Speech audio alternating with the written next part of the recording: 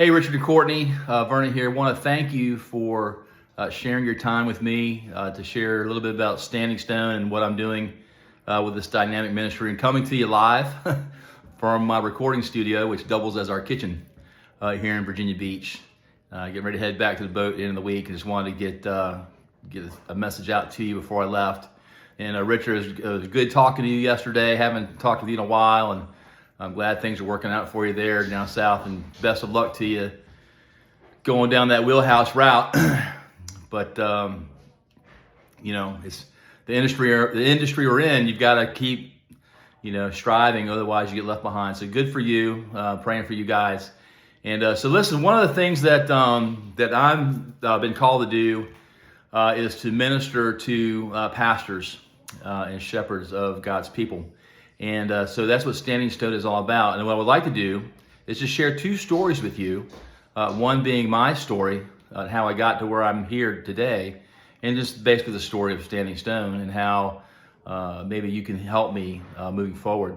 So back in 2012, my family and I were going to a small Baptist church here in Virginia Beach, actually Chesapeake. And I was working on boats for Vane Brothers. I was a deacon. I was teaching Sunday school and college and career kids. Just doing what a person who goes to church does. And we had a chance to go on a mission trip to Argentina. And we went that summer. Me, my wife, and my youngest son Colton. He was 16, 17 at the time. And Richard, you know me. I'm kind of full of myself sometimes, and I thought it was going to be the Vernon show in Argentina, and God had other plans for me. But got there, I was partnered with an interpreter and was tasked with going door to door, just like selling encyclopedias and steak knives, but I was selling Jesus. And very Catholic oriented, people there, and nobody was interested. And so I got discouraged. I got disheartened and started wearing my emotions not just on my sleeves, but in my attitude. And Wednesday morning of that week, my wife, just empowered by the Holy Spirit, said, "Honey, it's not about you." And it was like a bullet right to the heart, and it was true. It wasn't about me. And so I felt convicted right then, apologized to her, apologized to our team, and they were very gracious. And the rest of the trip was awesome, to say the least. But it boiled down to the last night we were there. I was going to a house church, and I thought it was going to be like the rest of the week where I get a chance to bring a message and share the word. But this was different. They sat me in a chair and sat another chair across from me, and it was come meet the American night. And each person had 5 to 10 minutes to meet me. It's like Santa Claus or Easter Bunny all rolled in one, but they weren't sitting on my lap. We were face to face having a conversation, sometimes with an interpreter, sometimes not. And it was a good night, but it boiled down to the last person I talked with, and her name was Martha. She was an older woman, older than me, but you could tell by her appearance, by her demeanor, she had a hard life, and she was very discouraged, and she wasn't a Christian, but had made her way to this church meeting. The church had been praying for her for years, so she wasn't a stranger. And to this day, I can't tell you exactly what we said to one another. I can't remember. It was a long time ago, but we struck up a conversation. I made a connection, and through Holy Spirit, she gave her life to the Lord that night. And so that was very exciting, and there was great rejoicing there that night. But during the night, God came to me, and he said, "Vernon, I want to make you a people helper." And woke up and remembered that dream, and I said, "What in the world is a people helper?" And I, shared that story with my wife, and she said, "Baby, you're doing that already." Because at this time at Vane Brothers, Richard, Kenny Washington, he was bringing people to me like going out finding stray cats and stray dogs, and I was like the guy. And so I was ministering to people, just trying the best I could to speak life into their life, and so I was helping people, but it was not in a professional way. So I took that word, and I came home and got some confirmation from my pastor, and he said, I could see that in you. You really have the ability to communicate with people. And so I went back to school. While I was, still working boats, I went online with Liberty University and got a degree in psychology, and soon found out that that was the most worthless degree you could possibly have in all of academia. But I didn't quit. I doubled down and completed a master's in pastoral counseling and coaching. Graduated 2017 with honors, and founded 3 Strand, which is a nonprofit.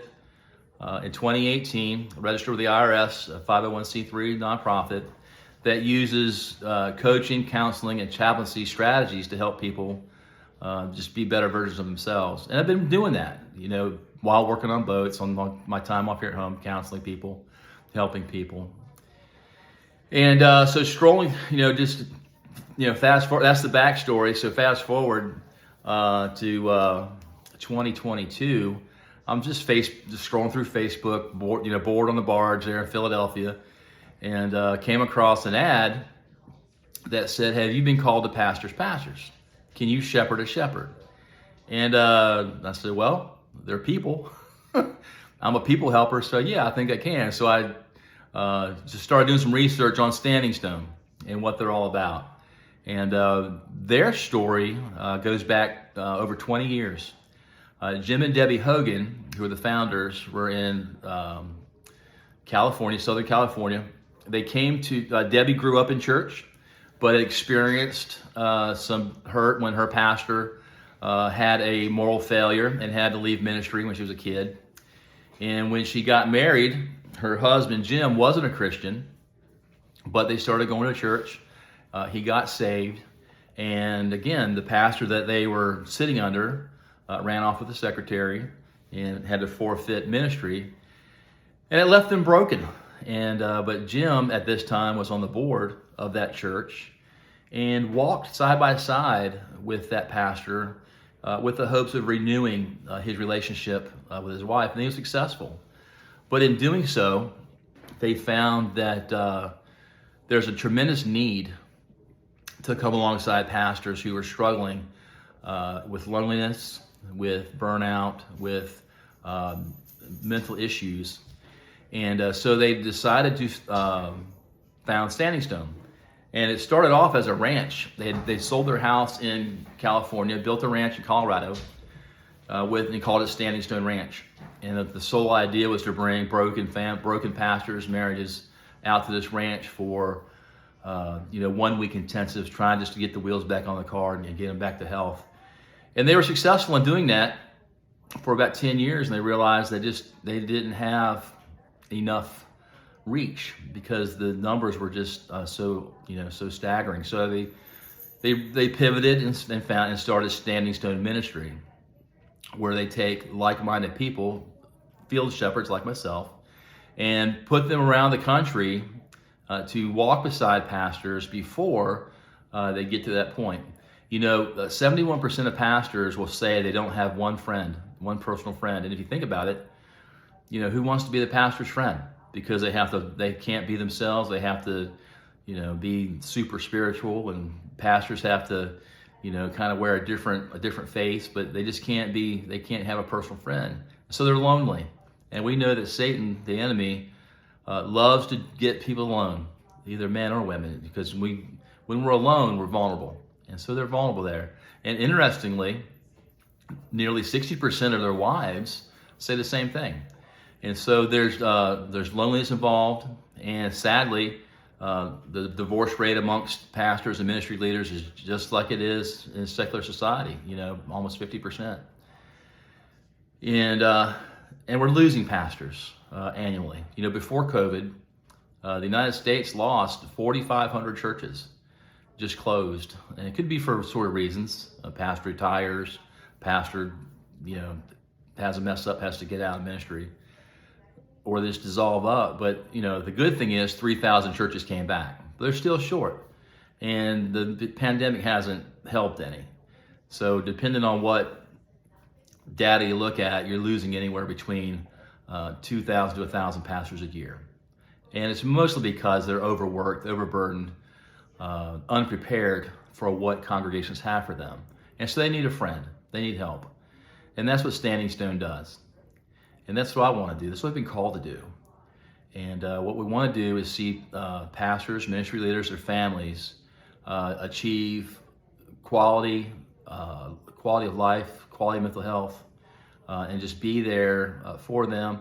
And we want to do it free because, face it, you're in ministry, you're not getting rich. And to have money to see a counselor, to see a coach, probably is not in your budget.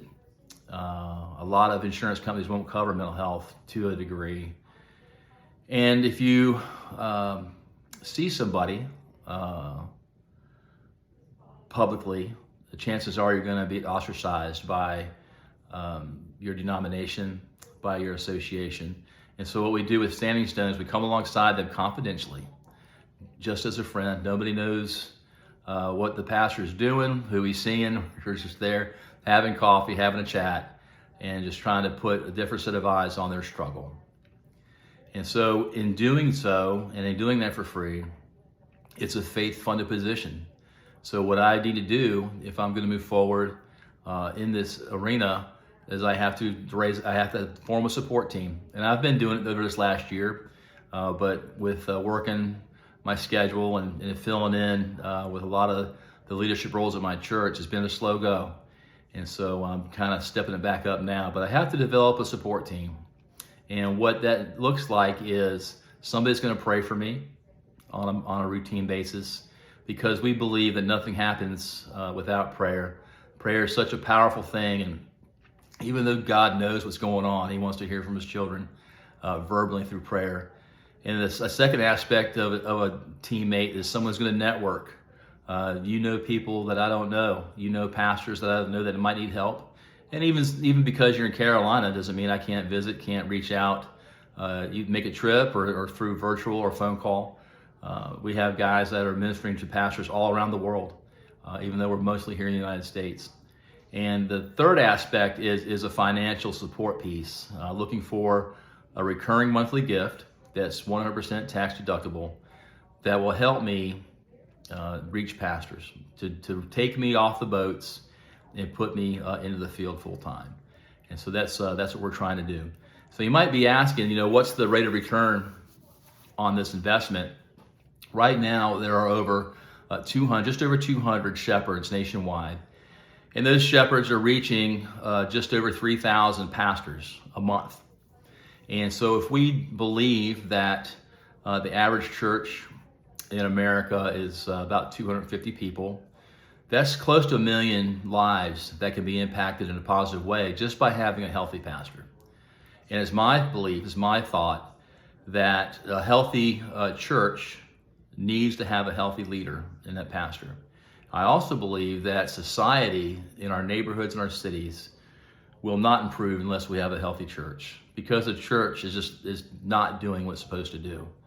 And so if we're going to have healthy neighborhoods, healthy families, we got to have a healthy church, and you can't have a healthy church unless you have a healthy leader. And so Richard and Courtney, I just asked you to pray about helping us out. I will send a link to Standing Stone's website so you can do more research on them. And I just asked if you maybe send me your address, and I would mail you just some material that I have. I'll send you. One of them is a nice little refrigerator postcard. You can be praying for us and keep my beautiful face in front of you all the time. So listen, thank you again for your time. And I just wish you the best of luck, praying for you. And thank you for all you do and all you've done so far. So God bless. Bye-bye.